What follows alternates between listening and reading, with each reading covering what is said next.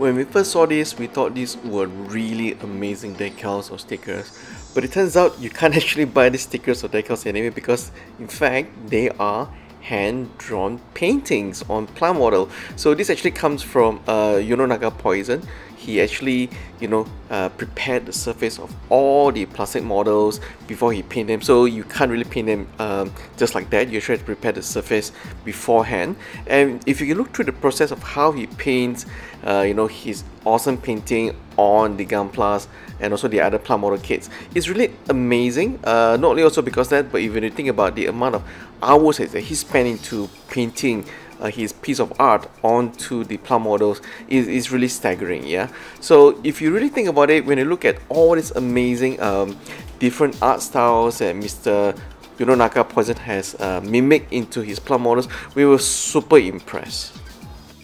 Yononaka-san actually used the God Gundam as the canvas for this interpretation of Vincent van Gogh's famous painting, The Starry Night. And it's quite interesting to see how his art pieces translate onto God Gundam as a canvas. And we really like this next piece. This is of course the Japanese iconic art pieces of the Great Wave on the Mechatro Regal from 1000 Toys. We have always loved this iconic art style, but it actually would be better if they actually have this in a glossy finish. That would be awesome.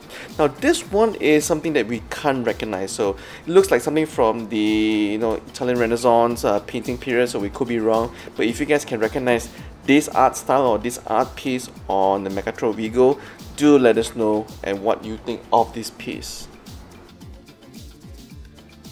Now we have to say we never liked the figurized bust series, but after looking at what Yononaka-san has done with the very cool, I don't know what you should call this, Yakuza tattoo, but the tattoos of the dragon and the snake on Fumino Hoshino really make this figure and kit looks different right now, right? Suddenly this figurized bust is much more desirable, because hey, who wouldn't like their favorite character with some very cool dragon and snake tattoo on it? Yeah, I think this really made the product itself looks so much better, so much more unique compared to the ordinary pale blue model kits. And obviously these are the two other ladies from the kit, and he also has done a lot of different changes to the kit itself. Well, hopefully maybe one day Yononaka-san will do a Mondrian take on some of the Gunpla models, so here's looking forward to that.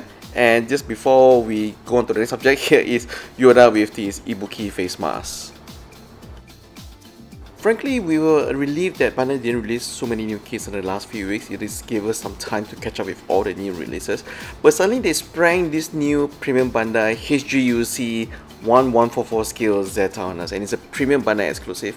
And if you look at this compared to the very great Gunpla Evolution Project Zeta on the left, you can see that the differences are very subtle. There are like some lines on the shoulder armor, on the chest piece. Yeah, even the skirting is also a bit shorter.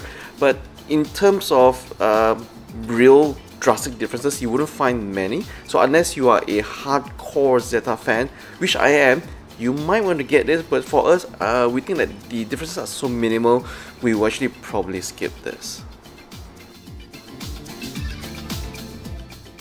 Bandai surprised everyone when they showcased this Haro Concierge in the International Tokyo Toy Show last week, and it is a very interesting product because it is meant to be a Gundam companion to all Gunpla fans. So you can actually talk to Haro about any specific characters, any specific mobile suits, any specific Gundam toy line, timeline, and Haro will be able to tell you, which character you're talking about, which scene you're mentioning, you're thinking about. If you forgot a certain name of a character or a mobile suit, Haro will be able to tell you the exact specifics. Yeah.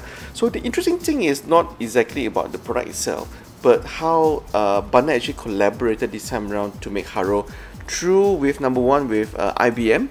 So we believe they actually used the machine learning platform from IBM Watson to actually compile all the database machine learning, so you can actually have a great conversational with Haro that's different every single time you talk to Haro. Yeah, and the hardware itself is made by Sony Vaio, so that's a very interesting combination of both Bandai being the manufacturer, but hardware is designed and made by Bio, and the software, the brain itself, is coming from IBM Watson's machine learning, or AI as some people call it.